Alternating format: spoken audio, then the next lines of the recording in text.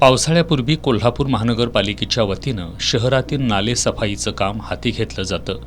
यावर्षी मोठ्या नाल्यांची 2 पोकलँड मशीनद्वारे, मध्यम नाल्यांची जेसीबीच्या सहाय्यानं आणि 65 कर्मचाऱ्यांच्या 2 पथकामार्फत नाले सफाईचं काम केलं जातंय। 2 पोकलँड मशीनद्वारे जयंती नाला ते सिद्धार्थनगर पूल तसंच अन्य नाल्यांची सफाई करण्यात आली आहे। या नाले सफाईमधून आज अखेर 18,000 टन गाळ काढण्यात आला असून सुमारे 9,000 टन गाळाचा उठाव केला असल्याची माहिती सहाय्यक आयुक्त कृष्णा पाटील यांनी दिली।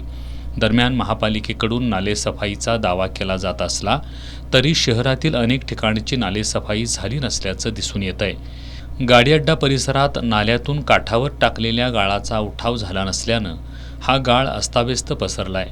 अनेक नाल्यांमध्ये मोठ्या प्रमाणात प्लास्टिक कचरा अडकल्याचंही चित्र आहे।